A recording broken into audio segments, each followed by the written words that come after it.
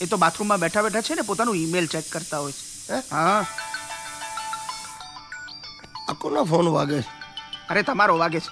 એમ આદિત્ય, અરે 100 વર્ષ જીવીશ દીકરા.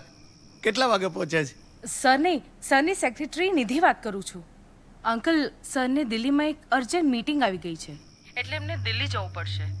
એ રાત્રે તમારી સાથે ડિનર નહીં લઈ શકે, પણ સરે કહ્યું છે તમે જમી લેજો. શું થયું? तारीख पे तारीख, तारीख पे तारीख, तारीख पे तारीख. जिमने की तारीख देके छोकरा फिर गया, दिल्ली उड़ गया है. ખીચડી ઢોક દઉં? ढक दे खिचड़ी ने तो तू खा, पर तू શું કામ હિન્દીમાં બોલે છે?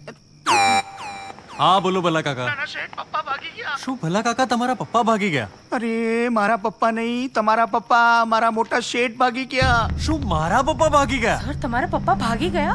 એક મિનિટ નિધિ. આ જુઓ, ચિઠ્ઠીમાં લખતા ગયા છે કે હું ઘર છોડીને જઈ રહ્યો છું, મને શોધવાની કોશિશ નહીં કરતા.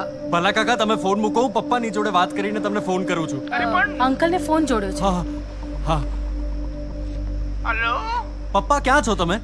અરે તમારા પપ્પા ફોન ઘરે મૂકીને ભાગી ગયા છે.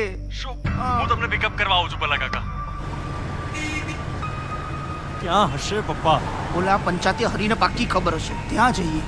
પણ એમને જરૂર શું હતી ભાગી જવાની? અરે ભાગી જ જાય ને. ભાગે નહીં તો માણસ કરે શું? આ તમારા જેવા દીકરા પાક્યા હોય તો માણસ ભાગી જ જાય ને. આટલા બધા ધંધા કરો છો, 2 મિનિટ બાપ જોડે બેસવાનો ટાઈમ નથી? હે, કોઈ અમેરિકા, કોઈ દિલ્હી, કોઈ લંડન, ચાલુ બધાને પૈસા કમાવા છે. પૈસા પૈસા પૈસા. અરે પૈસા તો હાથનો મેલ છે. આ બાપ નહીં હોય ને ત્યારે એની કદર થશે. નીકળી પડ્યા છો, ભાગી ગયો, ભાગી ગયો. નાના બાપની કિંમત નથી સાલાઓને. આ આજની પેઢી છે. બાપરે, એ ડોસો કેટલું બગડ્યો. હું તો ડરી ગયો ભાઈ. નહીં તો શું, એટલો વિચિત્ર હતો. ક્યાં શોધીશું હવે પપ્પાને? હવે તો એક જ રસ્તો છે. શું? તમારી પાસે તમારા ફાધરનો ફોટો છે ફોનમાં?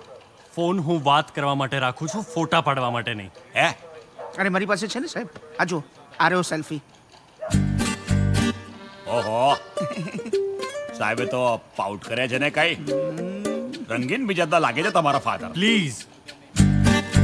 અને આ બેન કોણ? અરે વંડાબેન છે, વંડાબેન. તાચા તાચા વિધવા થયા છે. હા, તમારા ફાધર આ બેન સાથે ભાગી ગયા હોય એવી શક્યતા કેટલી? શું આડે ધડ બોલે છે આ માણસ? ના ના નાના શેઠ, આ શક્યતા વિશે તો મેં વિચાર્યું જ નહોતું. શટ અપ ભલા કાકા. મારા ફાધર વિશે કોઈ પણ ઇન્ફોર્મેશન મળે તો આ નંબર ઉપર જણાવજો, ઓકે? પપ્પા ક્યાં હશે? ખબર નહીં ભાઈ, એમના એક પણ ભાઈ બંને ત્યાં પપ્પા નથી.